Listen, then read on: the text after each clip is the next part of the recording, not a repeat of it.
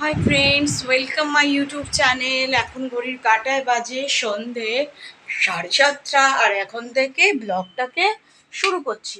দেখতে থাকো আমার সাথে। দেখো আজকের এই ঘরের ফাইনাল লুকটা, দেখেছো?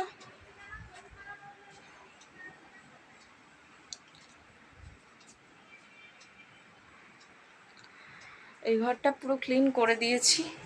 আর বৃষ্টিতে যেন কিছুই ভালো লাগে না গো। কোনো কাজ করতেই এনার্জি লাগছে না। সারা দিন খালি বৃষ্টি বৃষ্টি, আর রাস্তাঘাটে জল জমে প্যাচ প্যাচে কাদা হয়ে গেছে গো। বাইরে যেতেই পারছি না, কোনো কাজই করতে পারছি না। আচ্ছা গাইস, তোমরা কেমন আছো বলো তো এই বৃষ্টিতে? আমার তো নাজেহাল দশা গো। তোমরা কেমন আছো একটু কমেন্টে জানিও প্লিজ। বর্ষাকালটা না সত্যি ভালো লাগে না। তবে রবীন্দ্রনাথ ঠাকুর কবিগুরু, তার কিন্তু বর্ষা ঋতু বেশ পছন্দের ছিল। তিনি কিন্তু অনেক নাটক, অনেক কবিতা, অনেক গানের মধ্যে বর্ষাকালকে ঋতু রানী বলে সম্বোধন করেছেন। আসলে সবার পছন্দ তো সমান নয়, কিন্তু আমার বৃষ্টিটা ভালো লাগে না অবশ্য। যখন মুষলধারে বৃষ্টি হয়, জানলার সামনে দাঁড়িয়ে দেখতে বা বসে থাকতে ভালো লাগে, দূর দিকে তাকিয়ে বৃষ্টিতে সারা পুকুর পুষ্করিণী ভেসে যাচ্ছে।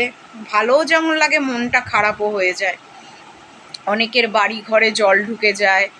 তারপর দেখো আহ, যারা কাঁচা বাড়িতে থাকে, তাদের জীবন তো আরও দুষ্কর হয়ে ওঠে, তাই না? আমরা যারা মোটামুটি মধ্যবিত্ত মানুষ, যারা মোটামুটি ইটের ঘরে থাকি, তাদের তো কষ্টটা হয় না। বাট যারা একটু দুস্থ প্রকৃতির অসহায় মানুষ, তাদের কষ্টটা তো বেশি মনে হয় গো। তো তার জন্য আমার মনে হয় না বর্ষাকালটা মোটেই ভালো। আর আমি কি বলতো, মানুষের দুঃখ কষ্ট না একদমই দেখতে পারি না গো। তো বর্ষাকালটা আমার একদম ভালো লাগে না। আমার সবচেয়ে প্রিয় যে কালটা, সেটা হচ্ছে শরৎকাল। শরৎকাল মানে মা দুর্গার আগমন। হ্যাঁ, মা দুর্গা যেন পৃথিবীটাকে সুন্দর করে সাজিয়ে দেয়, আর চতুর্দিক যেন সেজে ওঠে না গো। শরৎকাল কার কার ভাল লাগে প্লিজ কমেন্টে জানিও আমাকে। আমার তো ভীষণ পছন্দ শরৎকাল। শরৎকালের সুন্দর আকাশ, চতুর্দিকে কাশফুল, চতুর্দিকে শিউলি ফুলের গন্ধ, একটা পুজো পুজো পুজো পুজো ভাব, একটা আনন্দ। সে যেন একটা আত্মহারা ব্যাপার, তাই না? প্রকৃতিই যেন জানিয়ে দেয় যে মা আসছে, তাই না? সত্যি আমার শরৎকাল ভীষণ প্রিয়। শরতের পর যদি কোনো ঋতুকে পছন্দ হয়, সেটা হচ্ছে শীতকাল অথবা বসন্তকাল। এই দুটো ঋতু আমার ভালো লাগে। বসন্তকালের কোকিলের আওয়াজ ভীষণ পছন্দ। আর শীতকালে ঘুরতে যাওয়া, যে কোনো পার্টি করা, বা বন্ধু বান্ধবদের সঙ্গে সেলিব্রেশন করা, সত্যি শীতকালটা ভালো গো। সব দিক থেকে, খাবার দাবার খাওয়া থেকে আরম্ভ করে ভ্যারাইটিস রকমের ফল, রকমারি ফুল, সবজি, সব যেন চতুর্দিকে সেজে ওঠে, তাই না? শীতকালে আমেজটাই আলাদা। আজ তো তোমাদের ঋতু নিয়ে গল্প করছি তোমাদের সাথে, ঘর ক্লিনিংয়ের ব্লগ করছি না। তোমাদের কার কার কোন ঋতু ভালো লাগে প্লিজ কমেন্টে আমাকে জানিও। লাইক করো, শেয়ার করো, সাবস্ক্রাইব করো আমার চ্যানেলটাকে। আমার চ্যানেলের নাম ব্লগার্স ম্যানিয়া, @মুনমুন ব্লগস। আমি জানি তোমরা যারাই আমার ভিউয়ার্স আছো, তোমরা প্রচুর প্রচুর সাবস্ক্রাইব করছো, লাইক করছো, শেয়ার করছো। বাট আমি চাই প্রচুর প্রচুর আরও সাবস্ক্রাইব করো, লাইক করো, শেয়ার করো। সাথে থেকো, পাশে থেকো, ভালোবাসা দিও, বেল আইকন নোটিফিকেশন অন করে দিও। প্রচুর প্রচুর সাবস্ক্রাইব করো, শেয়ার করো, কমেন্ট করো। আর এভাবেই আমার পাশে থেকো, আমি যাতে চ্যানেলটা এগিয়ে নিয়ে যেতে পারি। তোমরা সাহায্য না করলে আমি চ্যানেলটাকে কোনোদিনও এগিয়ে নিয়ে যেতে পারবো না। আর তোমাদের আশীর্বাদ ছাড়া সেটা সম্ভবও হবে না। তাই তোমরা প্লিজ প্লিজ ভালোবাসা দিও, প্রচুর প্রচুর সাবস্ক্রাইব করো, শেয়ার করো। আজকে রান্না বলতে সেরকম কিছু করিনি জানো তো, এমনি তো বৃষ্টির দিন। আজকে একটু খিচুড়ি করেছি জানো, গরম গরম খিচুড়ি, আলুর দম আর বেগুনি ভাজা, এই করেছি রান্না। তো এখন রান্নাগুলোকে একটু গরম করে নেব, আর তোমাদের সাথে গল্পও করলাম। সকালবেলার রান্না তো, এখন যদি একটু গরম না করি না, তাহলে সে রান্নাগুলো না নষ্ট হয়ে যাবে, জানো তো। পটপটটা রেখে দিলাম, ওভেনটা জ্বালিয়ে দিচ্ছি, তোমাদের সাথে গল্প করবো আর কাজ করবো।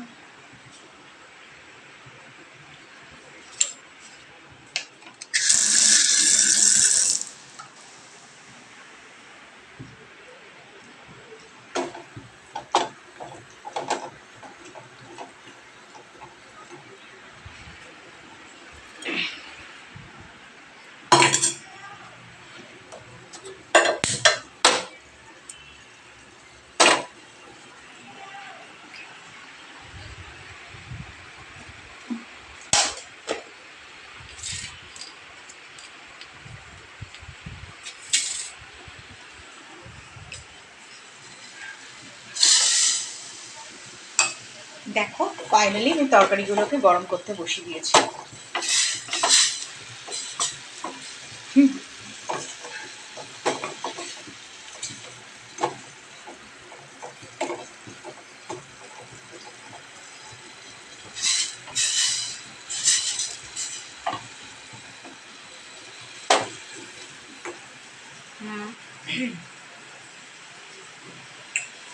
তো দেখ তরকারিগুলো গরম হচ্ছে, আর তোমরা কিন্তু কমেন্টে জানিও তোমাদের কোন ঋতুটা সবচেয়ে বেশি পছন্দ।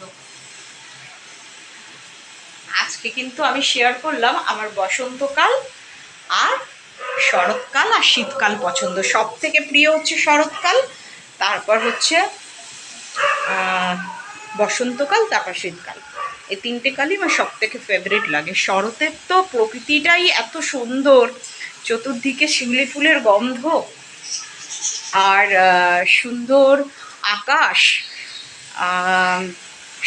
সোনার মতন রোদ্দুর, আর পদ্ম ফুল, শালুক ফুল, আর প্রকৃতি যেন কত কিছুই না উপহার দেয় গো। শরৎকালটা খুব সুন্দর বলো লাগে।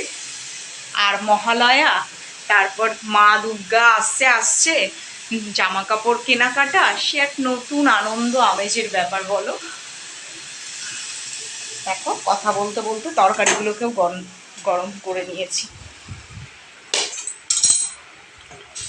তরকারিগুলো ঢাকা চাপা দিয়ে নিই, ওভেনটা অফ করে দিলাম।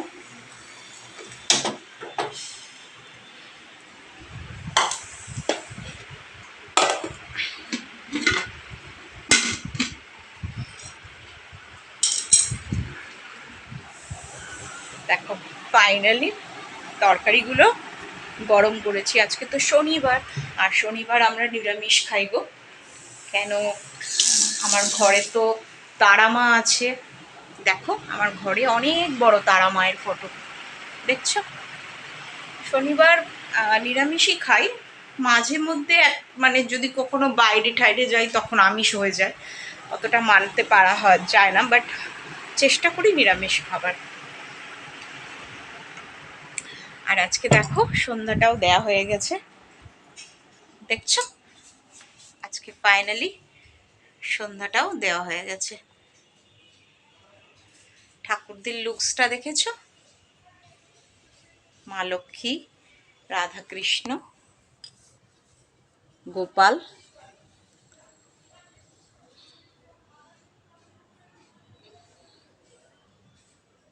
লক্ষ্মীনারায়ণ, জগন্নাথ, বলরাম, সুভদ্রা, দেখেছো। আজকে আমার ঠাকুরদেরকে কমেন্টে জানিও কিন্তু ঠাকুররা আজকে কিরকম সেজেছে। আমি কি বলতো এক একদিন এক এক রকমের ঘাগরা পরাই ঠাকুরকে, জানো তো। বেশ ভাল লাগে রং বেরঙের ঘাগরা পরাতে। মা লক্ষ্মীকে হলুদ পরাই, লাল পরাই যেদিন বৃহস্পতিবার সেদিন। আমি কি বলতো ঠাকুর পুজো করতে করতে না ব্লগ করতে পারি না গো। তাহলে কি বলতো ঠাকুর পুজোয় না ব্যাঘাত ঘটে। কেন কি পুজোর সময় যদি ব্লগ করি না তাহলে সে পুজোটা আর সম্পন্ন হয় না, মন দিয়ে পুজোটা হয় না গো। ওই কারণে আমি পুজো করতে করতে ব্লগ করি না, পুজো করা হয়ে গেলে পর আমি ব্লগের ভিডিও আপলোড করি। দেখেছো কখনো আমাকে পুজো, ঠাকুরের ফুল দিচ্ছি, ঠাকুর স্নান করাচ্ছি, ঠাকুরের পুজো করছি, এভাবে আমি কখনো কিন্তু ব্লগ করি না। তাহলে কি বলো তো সেই ব্লগটা না মানে সেই পুজোটা সম্পন্ন হয় না। আমি সবসময় পুজো করে তারপর আমি ভিডিও করি। কেন কি পুজো করার সঙ্গে সঙ্গে আমি মন্ত্র পাঠ করি মা লক্ষ্মী ঘরে, যেহেতু আমার লক্ষ্মী আছে, নারায়ণ আছে, হ্যাঁ শিব আছে, মা কালী আছে, মা দুর্গা আছে, গণেশ আছে, সরস্বতী আছে, সব ঠাকুরই আছে, সব ঠাকুরেরই বন্দনা করি আমি। হুম, জগন্নাথ বলরাম সুভদ্রা আছে।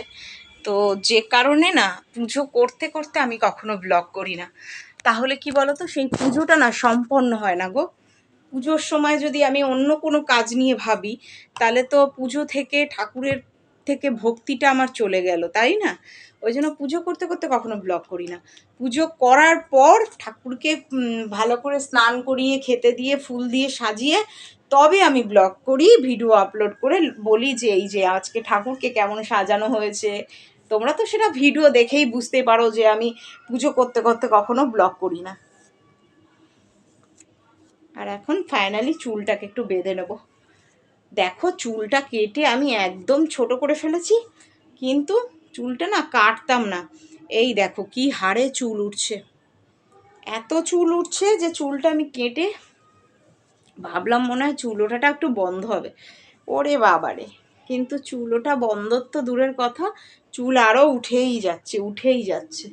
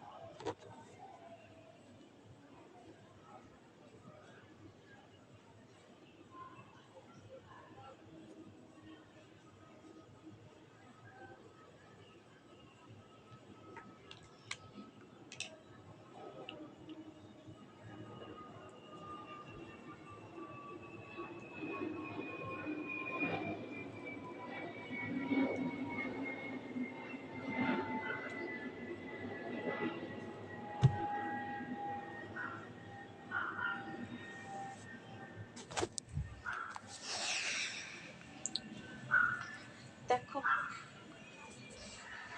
আমি ফাইনালি চুলটাকে না বেঁধে নিয়েছি এইভাবে, দেখেছো?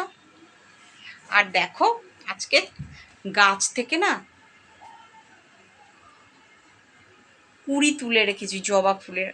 নিচতলাতে বিশাল বড় একটা জবা ফুল গাছ আছে, প্রচুর জবা ফুল ফোটে গো, কিন্তু দুঃখের বিষয় গাছ থেকে কখনো ফুল পাই না।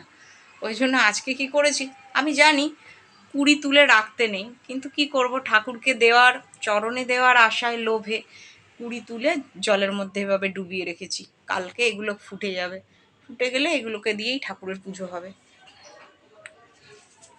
আর আজকের ব্লগটা তোমাদের কেমন লাগলো প্লিজ লাইক করো, শেয়ার করো, সাবস্ক্রাইব করো চ্যানেলটাকে, প্রচুর প্রচুর ভালোবাসা দিও, সাথে থেকো পাশে থেকো, বেল আইকন নোটিফিকেশান অন করে দিও।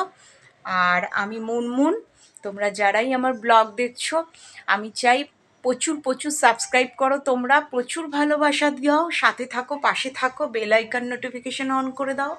আর এভাবেই যেন আমি আমার চ্যানেলটাকে এগিয়ে নিয়ে যেতে পারি। তোমরা পাশে না থাকলে সেটা সম্ভব হবে না কখনোই। তাই তোমরা প্লিজ প্লিজ সাবস্ক্রাইব করো চ্যানেলটাকে। দেখা হবে আবার নেক্সট ব্লগে, ততক্ষণের জন্য ভালো থেকো, টাটা বাই, শুভরাত্রি।